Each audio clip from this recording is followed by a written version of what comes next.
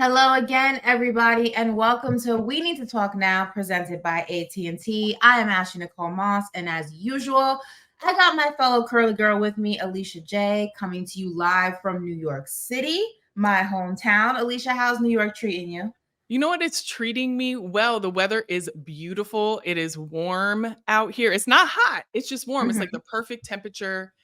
And, I've been in the studio doing social for the We Need to Talk show that is on broadcast. So that has been fun seeing everyone. Make sure that you check that episode out tomorrow at 9 p.m.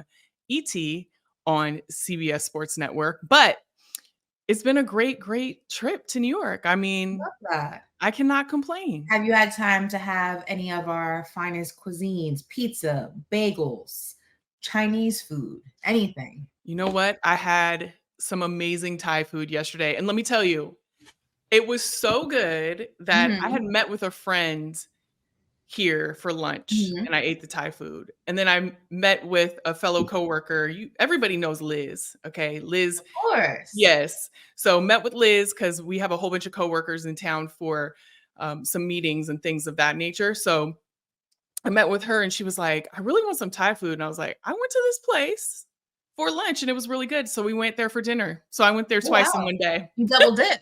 Okay. Yeah. Love that. Play when it comes to food. Dipper. Listen, if I like something, we gonna go back. Like it's gonna be part of the routine. Yeah. If it ain't broke, don't fix it, right? Yeah, sure. Listen, everyone, we just want to remind you, as usual, before we dive into this Olympic recap and then some, to follow us on all social channels, Instagram, Twitter, TikTok. Our individual channels are there as well. And if you want to listen to us on audio, we got you covered there too, because this QR code here will go ahead and help you to find us wherever you listen to your podcast. We are on Spotify. We're on Apple Podcasts. So go ahead and share with a friend, to share with another friend. You know the drill. So listen, like I said, Olympic recap. This is some of the things that you can expect in this version of the pod. We're going to give you an update on the Jordan Chiles situation, which is just chaotic. It's messy. It's honestly very confusing. I really, at this point, have absolutely no idea what is going on. I can only imagine the frustration that Jordan herself is feeling through this entire process. We'll dive into that very shortly. We're going to give our thoughts on what we would like to see in the opening ceremonies in 2028. This time, the Olympics are coming back to the States, everybody. LA, West Coast. I know you're very excited. We're going to be talking all things Olympic Village conditions. With the good comes the bad. And it was definitely an interesting time at the Olympic Village once again. We're going to be discussing what sport we think we could make at the 2028 Olympics. I already know Alicia won't be selecting swimming. Why you gotta bring up old stuff, Ashley? Why you gotta bring up old stuff? Not be doing swimming. But we're gonna go ahead and find out what sport she would be good at in the 2020 Olympics.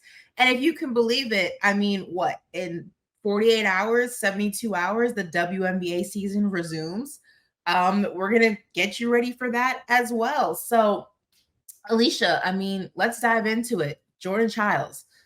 Breakdown. We're going to break this down in two parts for everyone listening. We're going to go ahead and just give the update, and then there's a follow-up to the update. So, Alicia, break this down first. Let's see what you got. Actually, we definitely have a lot to break down. But before we get into that, I just want to talk about the medal count, because a lot of people have been asking us, like, what was the final medal count and all that? I'm like, well, Google. However, since I guess we're your aficionados, let's break it down for you. Like, listen, you ask and we're going to answer. So the U.S. tied China with 40 golds. We were in that tie with the golds, and that's okay. I'm here for that. 40 golds is amazing. And then we won the overall medal count with 126. Most medals by Team USA in 40 years, and the first time that there's been a tie for the most gold medals at a Summer Olympics. So listen, I'll take a tie, especially with 40 golds. That is amazing. Like, think about all of that training and all of it just coming to a gold. I mean, when we got 126 overall medals, I'm just proud of every single one of our athletes, you know, whether they won it or not, just Yeah. being there, and being dedicated to your sport, phenomenal on every level. Super Not proud. only that, but I saw the Today Show put out a graphic on Instagram today and said that 65% of the medals won at the Olympics were done so by women. So shout out to Come all on, the girls, girl power, let's holding it go. down. Men, keep up. I'm just kidding. No, but I'm not. Keep up.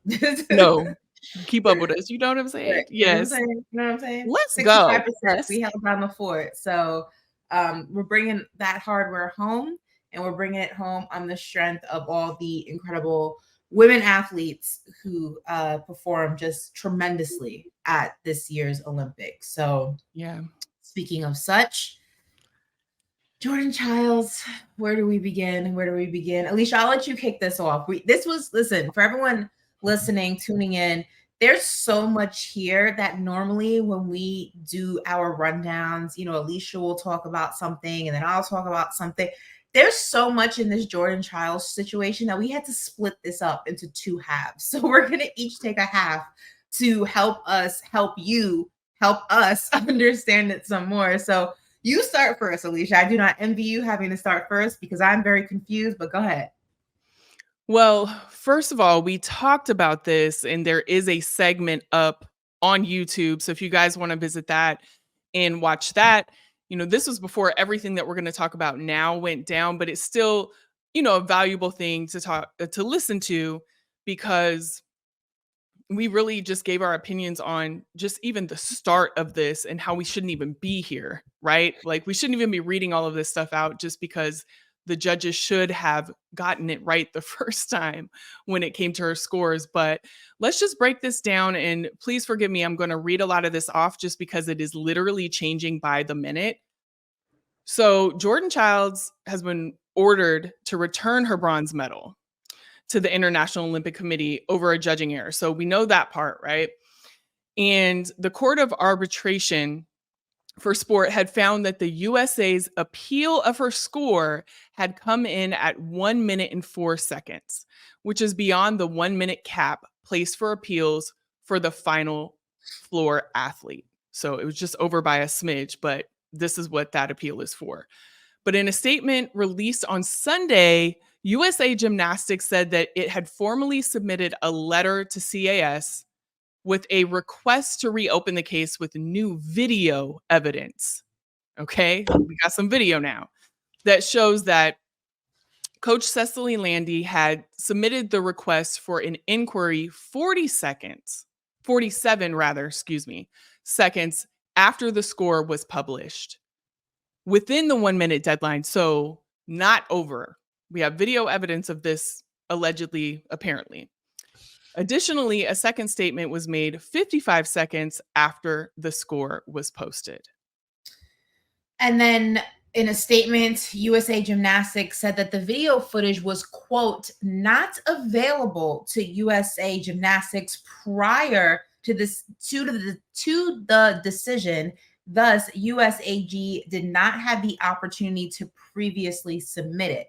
But now on Monday, so today, we're now current time, the Romanian Gymnastics Federation announced the CAS rejected USAG's request to reopen the case, saying that during the proceedings, it, quote, was conclusively established through the official recordings provided by FIG, uncontested by any party during the proceedings, that the challenge had been submitted late.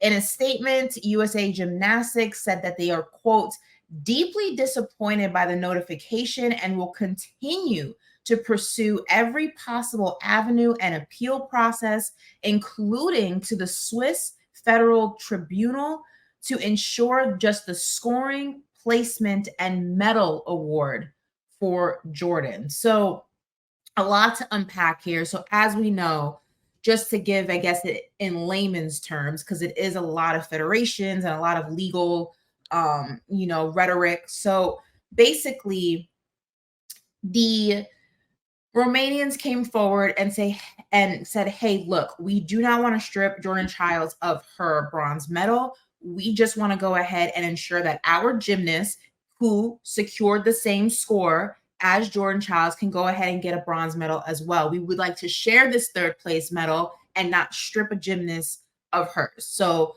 the Romanians again had zero interest in stripping Jordan Chiles of her medal. It was then the committee who then decided that the scoring was wrong. Again, Jordan got the bronze medal based on scoring that was given to her by the judges that are put in place by the committee, by gymnastics committee, federation, whoever's in charge of going ahead and placing these judges at the Olympics. Excuse me, they gave her this score which qualified her for the bronze. They went ahead and said that scoring was incorrect, that did not go ahead and give her what would qualify her for a bronze medal. And instead of splitting the medal, because it was an error on the judge's part, not Jordan's part, they went ahead and stripped Jordan of her medal and will award it to the Romanian gymnast. USA Gymnastics is coming in with all of the evidence that they need to say, hey, look, the appeal was made within the time frame of the regulations that are put in place by gymnastics, by the Olympics, by all parties involved, and the rules were followed. If your judges messed up the scoring, that is not an issue on my gymnast. That is not an issue on Team USA Gymnastics. That is an issue you need to go ahead and work out with your judges. We were going back and forth about this. There was hope that maybe Jordan's medal would be reinstated. That was something that came out sometime in the afternoon Sunday. And now we are where we are, where it looks like the ruling to strip Jordan Chiles of her bronze medal, at least right now, is going to remain in place. USA Gymnastics, as we said in that statement, will continue to fight to go ahead and appeal this on all levels, including the placement scoring and the medal awarding. It's a lot. This is a just chaotic situation, Alicia. It's a chaotic situation that should not even have happened. Number one, let's be clear. Mm-hmm. And then to me, when you have video evidence that shows that I definitely put it in when I was supposed to, Mm-hmm. the score is definitely wrong. She earned that bronze medal. There's no other solution but to just give it to her. Let her have it. She earned it. It's hers. So I'm not really understanding where or why people are fighting so hard against this, especially when you look at just like what the Olympics stands for, why people are even in the Olympics, why they train for it, what they're doing for their countries. It just how they're handling this goes completely against what the Olympics stand for. And not only that, she earned it. And it's really upsetting that people are using, first of all, when you have messed up and you have done something like this, and you did, just do the right thing and let her have the medal. And even, I personally think she should have it outright, especially because she got the time, the scores that she was supposed to have to get the bronze, and it was just a miscalculation. And then also we have the video, allegedly, but also the video evidence that shows that the appeal was submitted in the right timing anyways. So the backup, like the appeal process should have worked in this case, for missing this. So we're going to keep you updated for sure. There's so much more to this, I think, especially because they're saying that they're going to go all the way to the Swiss Federal Tribunal. They're going. That's like the Supreme Court, essentially. We'll move on in just 1 second, but I just think that it's also just extremely disheartening. And we spoke about this, more in depth on the special edition podcast that we did regarding this situation. But it's one thing if, the Romanian Gymnastics Federation had come forward and said, give our gymnast the medal. It'd be one thing if they were demanding that and, the committee felt pressure to rectify their quote unquote mistake or whatever that you want to refer to it as, because of, you know, the Romanians coming forward and demanding that bronze medal be stripped and given to their gymnast. But I feel like the way that the Romanians approached it is very much in the spirit of the Olympics and said, hey, we don't want to strip her of her medal. Just give our girl one as well. She deserves it too. I think that was just such a classy move by them, because in the spirit of competition, sometimes people can be like, if she has it and, you know, she can't have it if she you know, that kind of a thing. I think it was just very classy of them to say, look, the screw up wasn't on this either of these girls. It wasn't their fault. Let them both have this medal. Let that both be in the history books. I thought that was such a classy way to deal with the situation. And it's such an unclassy response from the committee to just go against the wishes, and the very vocal wishes, because it wasn't like they said this behind closed doors. They were very vocal on social media and in their statement that, hey, we let her keep it. Just give our girl one as well. And it makes me feel just gross that the committee didn't, you know, adhere to those wishes and just went a completely different direction. And it's just very, very unfortunate. Yeah, it feels malicious almost. Yeah. And it's like, you guys were the ones who messed up. So Yeah. why were you being like this? Yeah. Very well. Like Alicia said, we will be keeping a close eye on this situation as it progresses, because I'm sure this will not be the last time we are talking about this. And again, just like we said yesterday, we want to just extend our positive vibes and all that goes with it towards Jordan Chiles. I can't imagine how she is feeling in this situation, and just all the back and forth and turmoil that has surrounded what's supposed to be a joyous occasion for her. So thinking of her in this moment. On a more positive note, the closing ceremony of the Olympics also looked ahead to bringing it back on American soil as it heads to Los Angeles for 2028. Simone Biles was holding the Olympic flag during the national anthem. She then handed it off to Tom Cruise, who Mission Impossible himself. I think he's like 60 years old, from the top of the stadium and just casually jumped thousands of feet from the air to the ground. And I'm just like, Tom, there's stunt doubles for this, bro. You don't have to keep doing this, but he's different. I don't. Nah, he's like, I got this. I got Yes. this. Listen, I've seen footage of him on the planes jumping, like really him jumping for he's insane. Yeah. Who then Tom Cruise then passed it along to the city of Los Angeles, where Snoop Dogg, Billie Eilish, and Dr. Dre were standing by for a special performance. And they welcomed the Olympics officially. The committee will start planning officially for 2028. Probably right now. They're probably already hitting the drawing board. So it got us thinking, you know, what do you want to see at the 2028 opening ceremonies in Los Angeles? Obviously, it's the first time it is back in America since the 90s, when I believe it was in Atlanta. So what? Yeah, thank you, Emma. 1996 Atlanta was the last time we had an Olympic ceremony, just the Olympic Games rather, here in the States. So this is a huge moment for our country on a multiple levels. So what are you looking for? How would you like LA to kick things off? Wow. I mean, I can't wait. I'm definitely gonna be there in one I way or mean, you're another. right there. You I'm might gonna as be well. You there in gotta one just, way. yeah.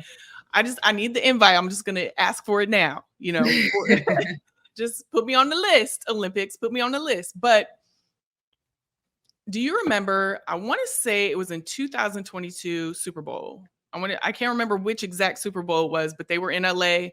They had the I was halftime with there. Snoop Dogg, Kendrick. Oh, you were there? I was there. I was working. It was my first Super Bowl game I ever worked, like actually going to the game. I was with Sports Illustrated at the time, and it was Snoop Dogg, Dr. Dre, Eminem, Mary yeah, J. Mary J. 50 Cent, I think, came out as well. It was, Yes. yeah, very cool. Very, very cool. So that halftime was so like I can't think of one person who was not up and dancing along with that in their living rooms. I know I was with a group of people watching the Super Bowl and we just went crazy. Yeah. Absolutely crazy. It was viral. It was on all social medias. I want that times 1,000. Like Yeah. anything we could do that is LA. I mean, I need that energy that was in that Super Bowl halftime. If they want to bottle that up, that essence of it, that's what the Olympics should be for me. Yeah, I And mean, listen, when you talk about what opening ceremonies of the past, even when you look at what we just saw in Paris, it was very French history inspired. It was very theatrical. It was very artsy, which is all things you think of when you think of France. I think one of the best opening ceremonies I've ever seen was the Beijing Olympics when they came out with drums, and it was just very much martial arts inspired and just very tied to their culture. And I love that. I think that, it's an opportunity to put your culture, put your, your community, just your city, whatever it may be, full front and center on the biggest stage. I would love to see LA represented, but I think also when you're doing the LA Olympics, you're not just doing it for the city of LA, you're doing it for the whole country. So I would love to true. see some other cities and their cultures maybe like tapped in there. Like, let's get some like New York rappers in the mix. Let's maybe bring it down south and get some like H-Town rappers and like rappers from Louisiana, like bring the Hot Boys and Lil Wayne back out. Like, let's show like just the cool cultures in every part of this country as much as we can in that opening ceremony. Obviously, let it be heavily focused on the city of Los Angeles because there's so many cool cultures within that one city. It's a huge city with so many different people and vibes and energy. But I would also love to see just like somehow it represent all of our major cities, if that makes sense, Yeah. because it The does Bay. represent the United States having the Olympics once again. So I don't know how they could do that, but it'd be a cool way to bring those cities like into one, I don't Yeah. know. No, I definitely, I live in Oakland. I would love to see the Bay Area represented. Yeah. Obviously, I mean, how could you not? And then You you can't want forget, E40 in there? listen, you can't forget Oregon. That's where I'm from. Mhm. You gonna leave Oregon out?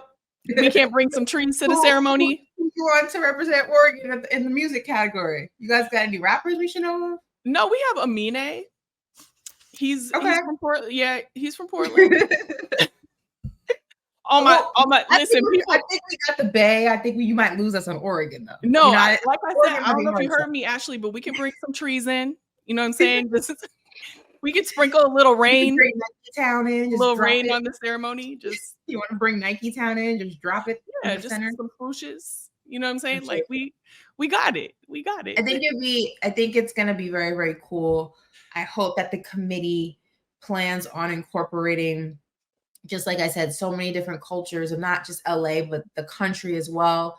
Vanessa Bryant dropped a really cool video today on her Instagram where it has been announced that there will be a special edition version of the Olympic logo where the A is actually the Mamba symbol for Kobe Bryant because of how Oh, much he meant to the city of Los Angeles, really this country, but specifically the city of Los Angeles. And I'm not a big West Coast girl. I've always been an East Coast girl. So, but one thing I love when I go to Los Angeles is you see him everywhere in the city. Like, I can't, outside of New York, where I think we have that same type of affection for like Biggie and Pop Smoke and, rappers that we've lost too soon.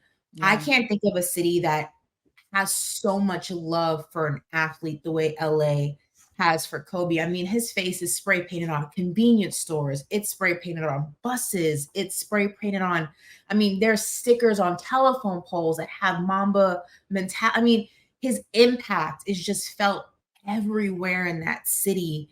And it's just very cool that the committee made a specific logo to just continue to implement how important he was. And Vanessa was saying in the video, Kobe actually was alive when it was announced that LA would begin the Olympics in 2028. So they actually had video footage of him talking about how excited he is that the Olympic Games are coming to LA. And they were naming Wow. his favorite sports to watch. And it was swimming, and it was beach volleyball and basketball, women's and men's, obviously. And he just loved going and like watching the competition and watching fellow athletes and bringing his daughters. And I just think that it's a very special moment for the city, for the country, and for Kobe Bryant fans. I mean, I just feel, I don't know. it's just crazy to me that he's not here, but it's also just crazy to me how his impact is literally felt like in everything that we do. So I'm very excited for this moment in 3.5 years from now, I guess. Yeah, something like Yeah. that. So Yeah. yeah, Roughly 4 years, but that is definitely special.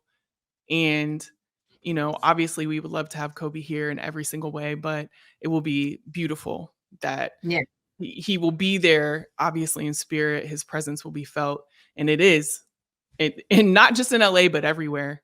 yeah. But everywhere. And Emma wanted me to remind everyone that he was instrumental in bringing the games to LA. So we have Kobe to thank for the 2028 Los Angeles Olympics. So thank you, Kobe.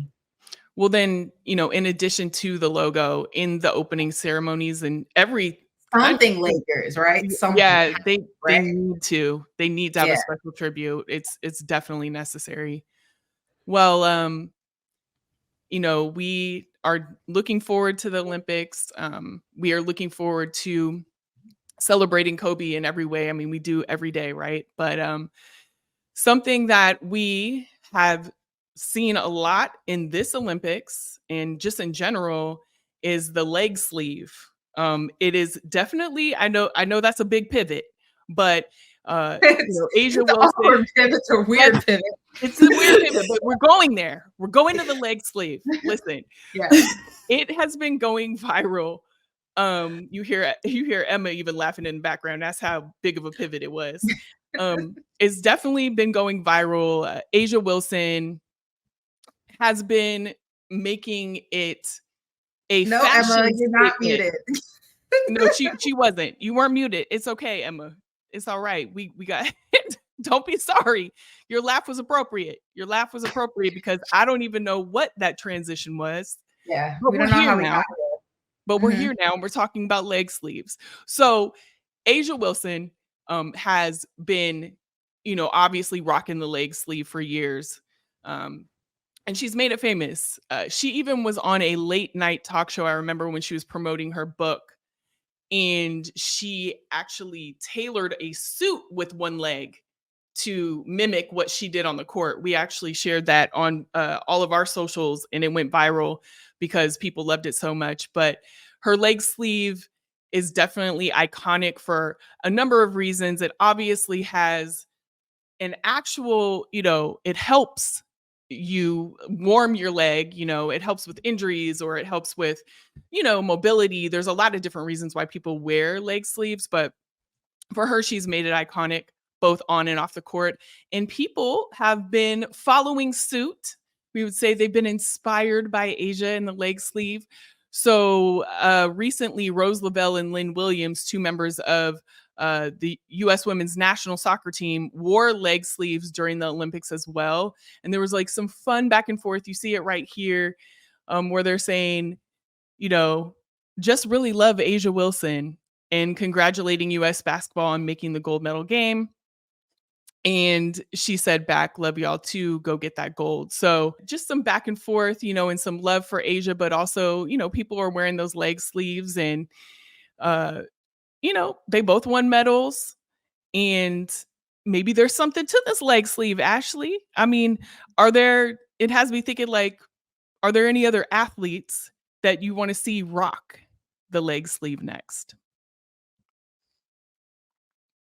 I can't think of any off the top of my head, but I do think that there is something to be said with having I don't want to call it like a comfort blanket because I feel like that's like a bad trend, like a bad comparison, but you get what I'm saying. Like having something that is like such a part of like your routine that it brings you a sense of like comfort or just you know what I'm trying to say? Like it's just I think of like this like some people will have like a certain emblem that they keep in the bottom of their shoe, like, and they have to have that every time they play, or like they'll have like one of those like rubber bracelet things, and they always have to have that certain one on, or like it's always like the headband, and when they don't have the headband on, they don't play as well. I do think there's something to be said about having just a signature, or just even if it's not a signature and it's been worn before by other people, just having something that you feel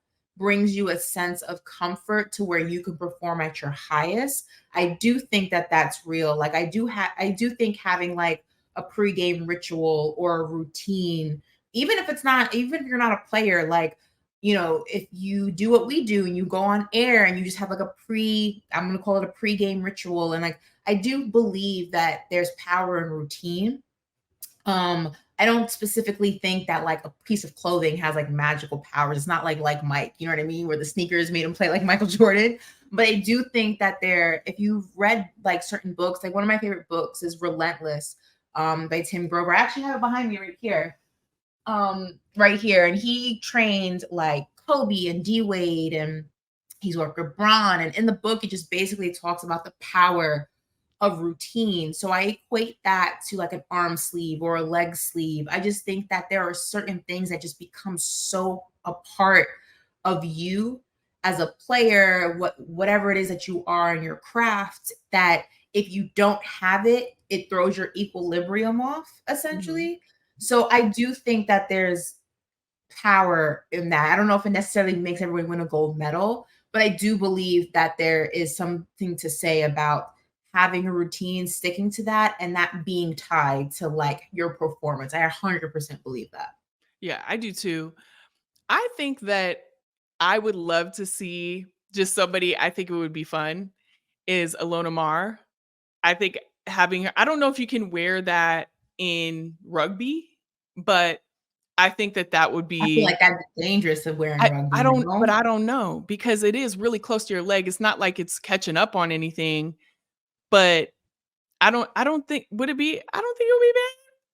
But I could see her just like rocking that and just, you know, I'm being out trying there to on the think. field, doing what she does. I don't know. I I just actually give the rugby girls props for even wearing shorts. If I was playing that type of a game, I would my whole body would be covered up. You're not about to scratch me up. Like they play tough, those girls. Like they're hitting the ground, they're jumping high. Like grass can give you like burns and all. Like if you hit it, like they're out there playing with a level of intensity that I don't think people give them enough credit for. That I give them props for having any part of their body exposed. You know how covered up I would be? Like you're not no, for about to get sure. Maybe scratch they me need up. 2 leg sleeves. Yeah, maybe they need I 2 have leg sleeves. leg sleeves, arm sleeves. I have a mask like Bane and Batman. You're not about to, nope. I'm not allowed to leave here with no marks on my body. Absolutely not.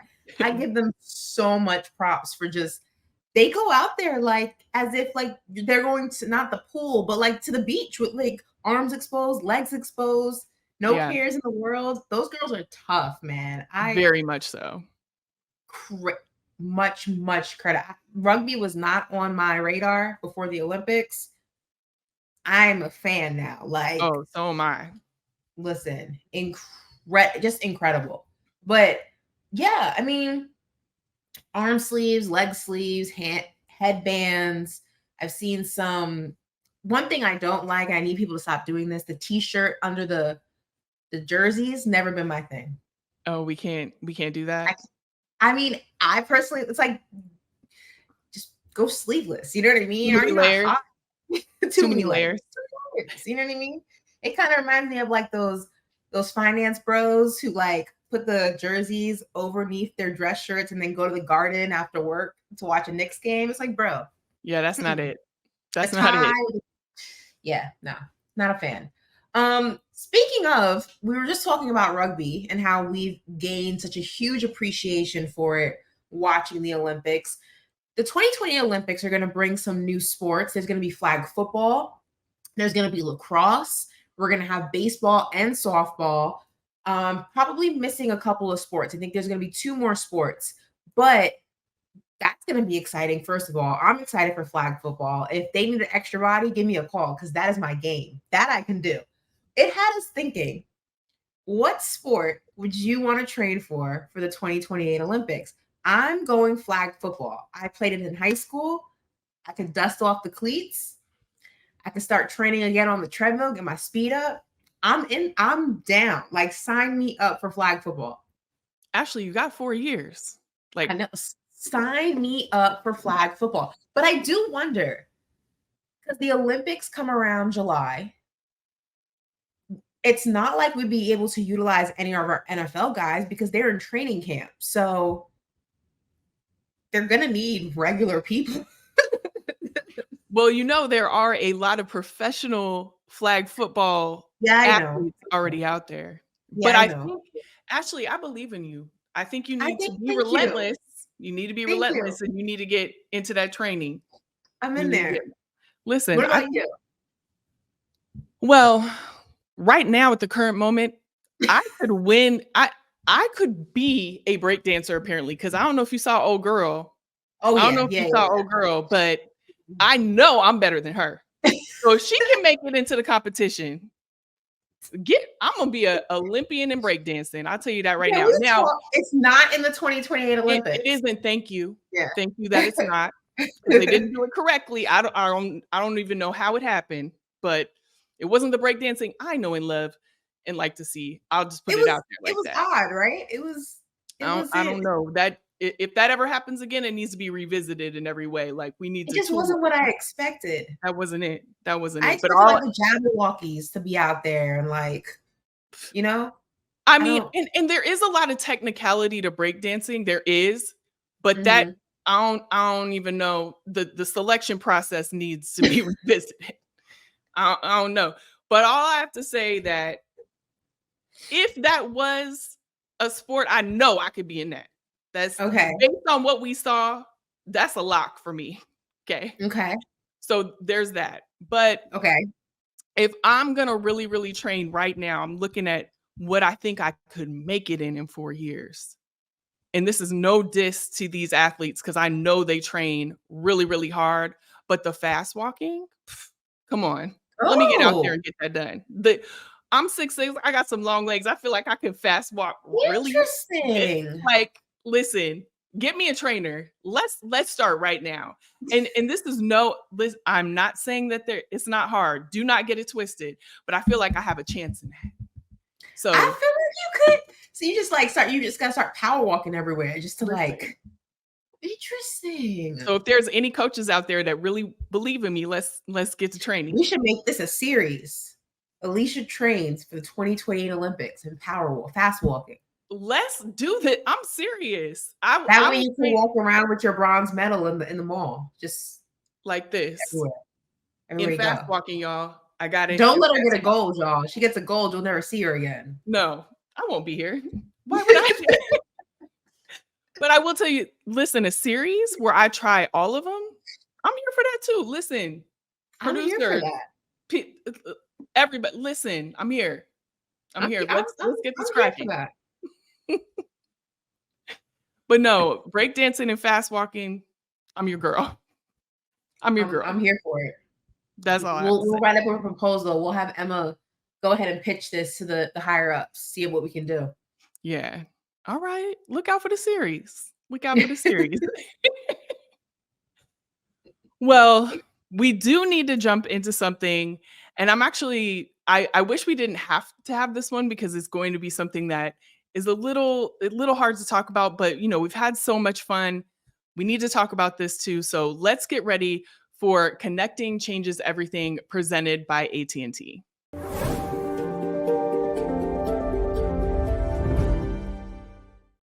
So Ashley, we had, some amazing times at the Olympics. We had so much fun covering them. It was a fun time, but not everything was sunshine and rainbows. And there are some things specifically in the Olympic Village that we need to bring to everyone's attention, just so that in the future, we are not dealing with these things when it comes to the athletes. They just shouldn't have to be a part of them in the next Olympics or otherwise. We just don't think that this should ever be repeated again. So specifically, let's talk about a couple of things. One is Adam Peaty said that in the food, there were some worms in the fish. Like they literally found, I know, disgusting. Absolutely disgusting. Well, I am such a stickler. I can't even, how people eat pasta sauce and if there's a chunk of tomato in it, freaks me out. If I'm drinking a smoothie and I'm expecting it to be a texture and there's not like a well blended piece of fruit in there, and like I'm drinking it and there's like a chunk of banana that comes through the straw, or that makes me gag. A worm, I would die. Like Yeah. I would die. Well, and just imagine being at the Olympics after you've trained so hard and you're still training, you're burning all of these calories, you need to refuel and all of this, and then the food that you're eating has a worm in it. Like that is unacceptable. Mm-mm, Unacceptable. mm-mm, So there was that. There was also a problem with heat. It was so hot mm-hmm. that and they didn't have air conditioning. And so there was actually an athlete who was spotted outside Yes. sleeping on the Mm-hmm. ground because they said that it was better to sleep outside than to sleep inside the Olympic Village. Air conditioning is something that you can secure very easily. Like it shouldn't be something that is even an option when it comes to just the well-being of your athletes in the summer. You know it's the Not summertime. not only that, Alicia, but you should know that in Europe, they don't have central air conditioning. It just doesn't exist. Like you have to remember Europe's a lot older than the US. Their buildings are a lot older. Unless you're in a five-star hotel, which I believe only the basketball team for Team USA stays in. I think, other gymnasts and stuff, I think other teams do have an option like, Team USA gymnastics. I think they choose to stay in the Olympic Village, most of the time. But I know off the top of my head, only our basketball team stay in hotels. So you should already know you're in a country on a continent that does not have central air conditioning. That should have been priority number 1. It's July. Just putting that out there. Right. And when you have all of this time to plan for this as well, that should be one of the first things that's on your list is making sure that the climate that they're sleeping in is Mhm. good, especially when you know it's the Summer Olympics and it's going to be hot no matter Summer where you're at. Olympics. So come on now. Yeah. And then the beds. So we've all heard about the cardboard beds, why they created the beds, and all of that.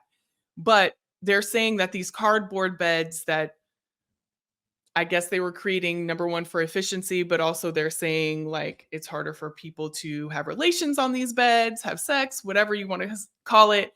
And so that's why they did it, which come on now, like there are floors in these rooms. They don't need beds. Like, let's just be clear.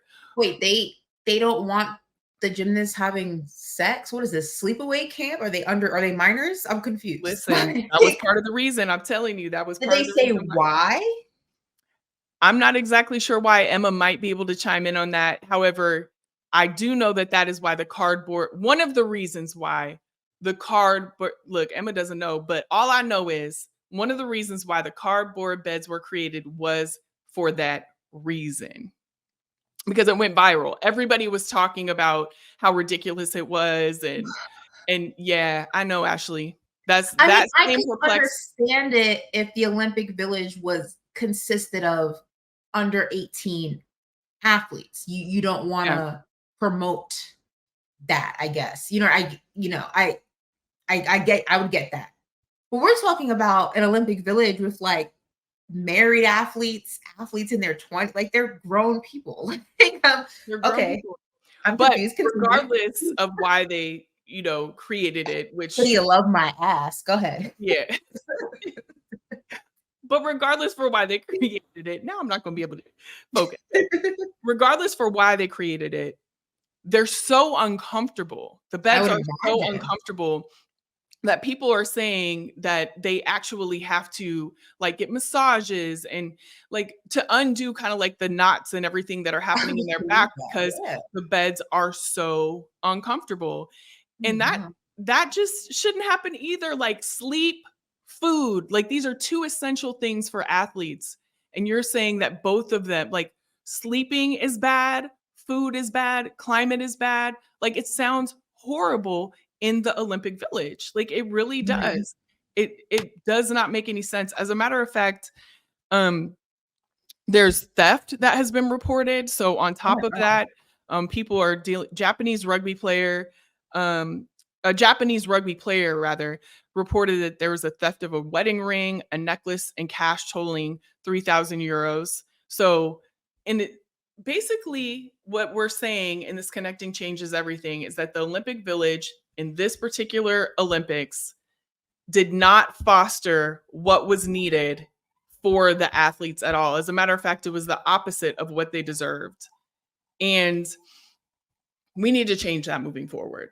There's no reason why any athlete who is coming to represent their country should have to worry about any of these even basic needs: food, sleep, safety. They shouldn't have to. And so whoever's planning these Olympic villages, let's get it right. Let's get it right, because our athletes are worth these basic necessities. They're worth more than that, but in the least, let's just make sure that they're fed right. They have beds that they can sleep in that aren't going to mess them up athletically, and so on and so forth. All of this is just unacceptable. I mean, it's honestly insane. You would hope, and I think that the U.S. committee will do a much better job. I know they brought units to the Olympic Village for their athletes, for our athletes rather, so to prevent, the heat in, Paris during the Olympics and things like that. Also, there were a lot of other issues, I feel like, during the Paris Olympics, not to like come down on Paris and, the Parisians and whatnot, but there were other things that were unsettling to hear about and to read about and to see. I mean, the thing that sticks out in my mind most recently is, I don't know if you saw that video of Aisha Curry and, Steph's mom, and getting into it with the Parisian police, and apparently the baby was hit while it was just Draymond had to step in, and it was just, I've just heard a lot of stories about just very not polite, not welcoming, not safe interactions with the locals and law enforcement. And I don't want to go ahead and make that a general thing, because I don't think that all people are the same, and I don't want to go ahead and generalize. But I do think that when you're hosting the Olympics and you're going to be welcoming people from all parts of the world, that you should maybe be better prepared for that in every single way possible, and show a little bit more hospitality than maybe you're accustomed to showing. So it was just very unfortunate to not only read about the Olympic Village, but also just read about the treatment of foreigners in Paris, specifically when you talk about Americans and their experience while in Paris. And yeah, I'll just leave it at that. It was just very, very unfortunate to read about that, and kind of in some ways spoiled a little bit of a great situation rather, with having the Olympics in Paris. I mean, Serena getting denied from a restaurant, like Serena Williams, sir, like, and then saying, "Well, I didn't know it was her." Well, it was Serena Williams. First of all, listen, whatever. There's no level where any of that makes sense. You don't know who Serena Williams is? You know how many times she's played in Paris? Like, come on. All right, whatever. Serena, you won't have that problem in LA, girl. I promise you that. Okay, they know who Serena Williams is, Queen of Compton. All right, just know that much. But listen, we're gonna skip past the Olympics now and put that in the back burner and put that away in the memory book. It has come and gone, and now it is time for a segment we like to call "What's Up Now," and that is where we are looking ahead of what's coming up. And the Paralympics will begin on August 28th. So we want to remind everyone to watch and support as well. And we'll definitely have some coverage of that here on this podcast for you, in case you miss any of the special moments that will happen starting August 28th.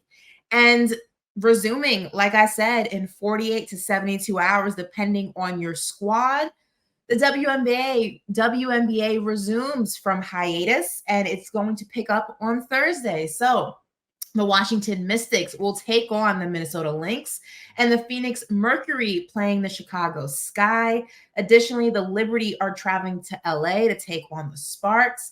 Now, just to give you a little refresher, because I know we've had a lot that's happened since then, here are the current standings. Shout out to my girls, the Liberty, holding it down in the #1 spot on the East Coast.